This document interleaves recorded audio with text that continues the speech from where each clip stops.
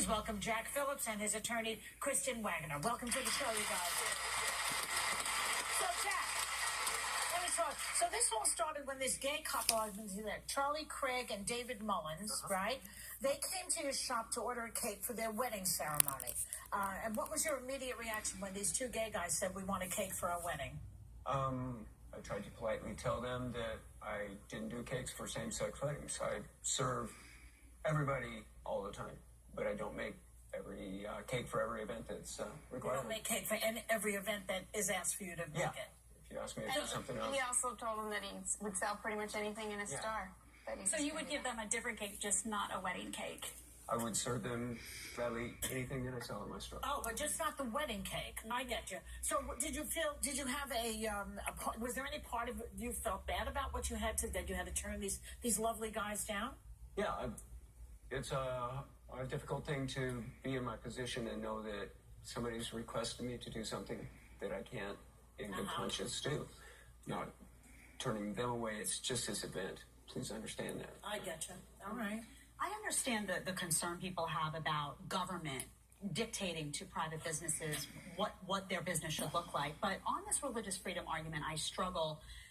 If it violates your religious freedom to sell a wedding cake to a gay couple, for example, do you then, when straight couples come in, do you ask them if they've had a child out of wedlock, for example, if they participate in premarital sex, because where do you draw the line then? Because that all could be deemed sinful to someone who's religious as well. Yeah. Again, I don't judge people when they come in. I try and serve everybody. I just don't make cakes for every event that's asked of me. I think you ought to remember that it's not just about whether someone thinks something's sinful. It's that all of the Abrahamic faiths, Islam, Judaism, Christianity, they all believe that marriage is between a man and a woman. And it's a sacred religious ceremony. So the dignity cuts both ways here. And Jack's dignity is at issue as well in this. So I think it's a broader issue, and there's also a free speech issue here. You can support same-sex marriage and still support artists like Jack and their right to create or not. What is exactly your belief that prevents you from making that cake? What is it? I believe that the Bible clearly teaches that marriage is between one man and one woman. But there are other things in the Bible that I'm sure you don't believe. Well, that actually brings me to my question, because one thing that's always confused me about this is that in the Bible it says many things if you read it. And I was raised in the church, and it says, do not lie with a man, one lies with a woman. But it also says don't judge others. We're not the final judgment. It also says love thy neighbor. There are a lot of messages in there. How do you reconcile in your own spirituality which ones to go with? Because in my mind, whether you believe in it or not, you should definitely not marry a man. But if someone else does, it's not my place to judge them, because God will ultimately judge them.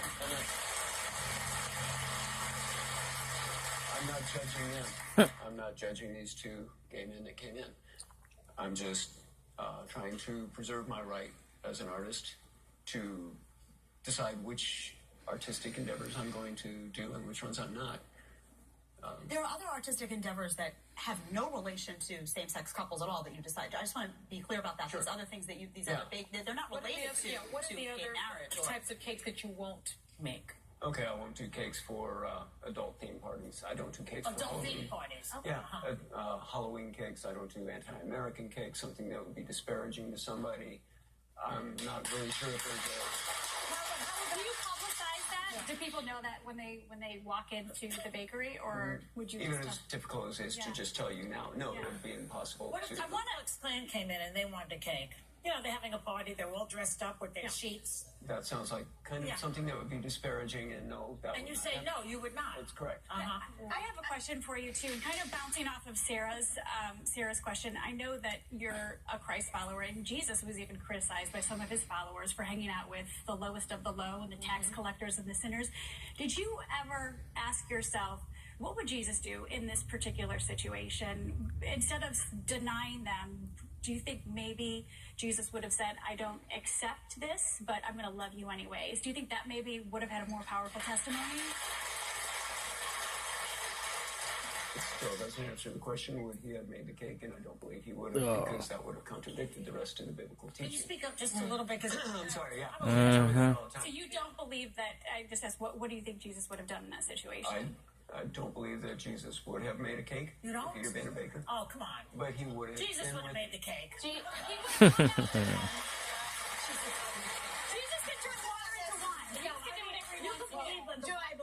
but Jesus, that's a deal breaker. Jesus is going to make the cake. But Joy, Jesus wouldn't contradict his teachings, first of all. Second, I'd like to broaden it to the fact that even if you support same-sex marriage, Joy, I have a hunch, maybe I'm just wrong here, but that as a Democratic speechwriter, or that you wouldn't want to write a speech right now advocating for the GOP health plan. Or saying Donald Trump is the best. They don't understand it. How do they think I would be able to? These laws, the same laws that force Jack to design custom expression, will force you to speak messages that you don't want to speak. I don't think it's exactly like that. It is. It's the same laws. But I'm talking about. Listen, I'm not judging. Listen, I'm not judging what he did. I'm just speaking for Jesus right now. Let me ask you this, because we talked about this same issue yesterday on the show, and I can see both sides of this argument. When I put one hat on, when I put my legal hat on, I think it's a closer call than I think we're giving credit for. When I put my human hat on, I think just make the cake. But let me ask you this. Lower courts have found, Jack, that you broke the law because there is an anti-discrimination law in Colorado. Boom. So lower courts have found that you discriminated against this couple, but you're taking this fight to the Supreme Court. Why not just make the case? Two things. The Supreme Court is willing to hear it. That tells you something, that there's more to it than I discriminated against a couple. What I did was not to discriminate, not to judge, but to decline to make a cake, an artistic creation for an event. These two gentlemen are welcome in my store today. They're welcome in my store every day. I welcome everybody who comes in. I don't make every cake for every event. And I think we have to put He looks like a hoe. Like a straight punk bitch. Have Jack talk about what it means to him to bake that cake and to violate his conscience and the dignity harm that he has had to sustain as a result of this.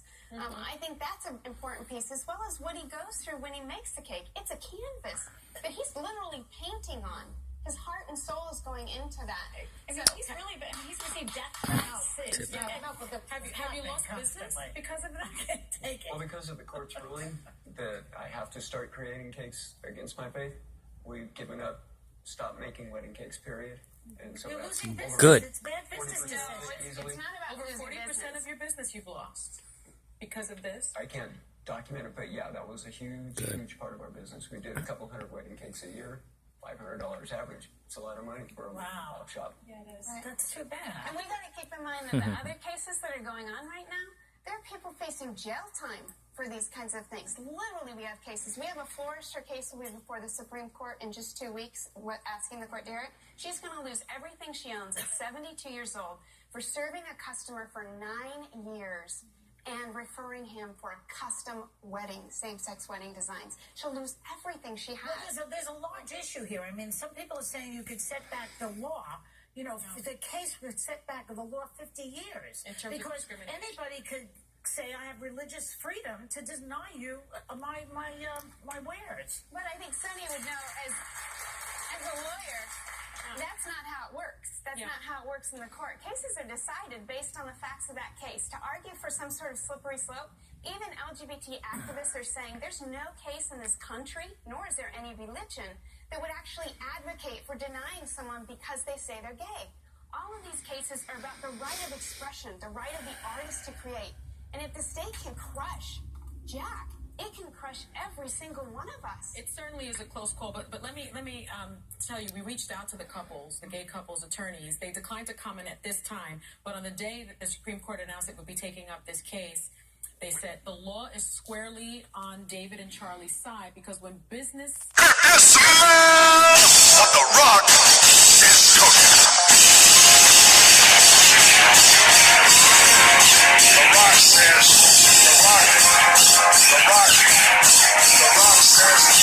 Response is what I said earlier. First of all, the belief that marriage is between a man and a woman cuts across all of the major religions, all cultures, all civilizations. That's evolved in a lot of those religions because No, it actually hasn't. my brother's gay, and in our church, it's fine for him to get married. And you know what? Boom. Raised in the church. So Boom.